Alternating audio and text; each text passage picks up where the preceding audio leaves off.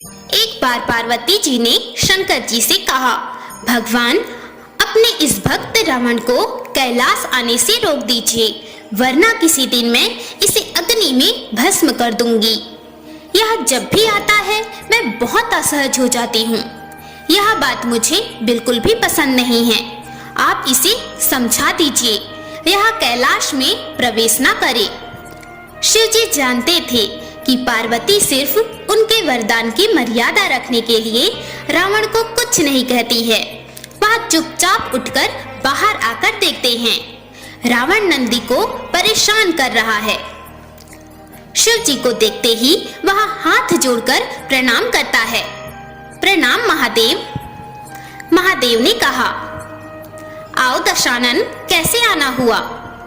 रावण ने कहा, मैं तो बस आपके दर्शन करने के लिए आ गया था महादेव। आखिर महादेव ने उसे समझाना शुरू किया, देखो रावण, तुम्हारा यहाँ आना पार्वती को बिल्कुल भी पसंद नहीं है, इसलिए तुम यहाँ मत आया करो। रावण ने कहा, महादेव, यह आप कह रहे हैं? आप ही ने तो मुझे किसी भी समय आपके दर्शन के लिए कैलाश पर्वत पर आने का वरदान दिया है, और अब आप ही अपने वरदान को वापस ले रहे हैं। महादेव ने कहा, ऐसी बात नहीं है रावण, लेकिन तुम्हारे क्रियाकलापों से पार्वती परेशान रहती है, और किसी दिन उसने तुम्हें श्राप दे दिया तो मैं भी कुछ नहीं कर पाऊंगा। इसलिए बेहतर यही है कि तुम यहाँ पर ना आओ। रावण ने कहा, फिर आपका वरदान तो मिथ्या हो गया महादेव। महादेव ने कहा, मैं तुम्हें आज एक और वरदान देता हूँ।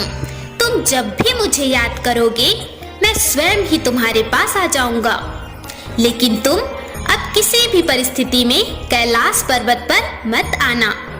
अब तुम यहाँ से जाओ, पार्वती तुमसे बहुत रुष्ट है। रावण चला जाता है। समय बदलता है।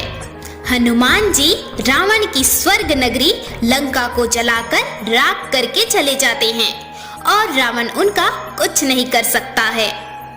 वह सोचते सोचते परेशान हो जाता है कि आखिर उस हनुमान में इतनी शक्ति आई कहां से। परेशान होकर वह महल में स्थित शिव मंदिर में जाकर शिव जी की प्रार्थना करना आरंभ करता है।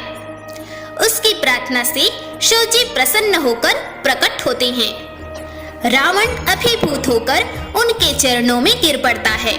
महादेव कहते हैं, कहो दशानन, कैसे हो?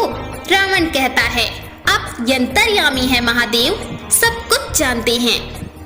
प्रभु, एक अकेले बंदर ने मेरा लंका जलाकर राख कर दिया। मैं जानना चाहता हूँ कि यह बंदर जिसका नाम हनुमान है आखिर कौन है? और प्रभु, उसकी पूंछ तो और भी ज्यादा शक्तिशाली थी। किस तरह सहजता से मेरी लंका को जला दिया? मुझे बताइए कि यह हनुमान कौन है? शिव जी मुस्कुराते हुए रावण की बात सुनते रहते हैं और फिर बताते हैं कि रावण, यह हनुमान और कोई नहीं, मेरा ही रुद्र अवतार है। विष्णु ने जब यह निश्चित किया कि वे पृथ्वी पर अवतार लेंगे और माता लक्ष्मी भी साथ ही अवतरित होंगी, तो मेरी इच्छा हुई कि मैं भी उनकी लीलाओं का साक्षी बनूं।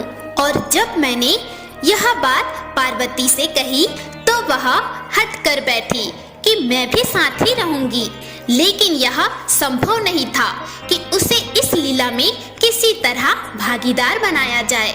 तब सभी देवताओं ने मिलकर मुझे यहाँ मार्ग बताया, आप बंदर बन जाइए और शक्ति स्वरूपा पार्वती देवी आपकी पूंछ के रूप में आपके साथ रहेंगी, तभी आप दोनों साथ रह सकते हैं। और उसी अनुरूप मैंने हनुमान के रूप में जन्म लेकर राम जी की सेवा का प्रण रख लिया था, और शक्ति रूपा पार्वती ने पूंछ के रूप में मेरा साथ दिया, और उसी सेवा के फल स्वरूप तुम्हारी लंका का दहन किया। अब सुनो रावण, तुम्हारे उद्धार का समय आ गया है, अतः श्री राम के हाथों तुम्हारा उद्धार होगा। मेरा परामर्श है कि तुम युद्ध के लिए सबसे अंत में प्रस्तुत होना, जिससे कि तुम्हारा समस्त राक्षस परिवार भगवान श्री राम के हाथों से मोक्ष को प्राप्त करे। और तुम सभी का उद्धार हो जाए।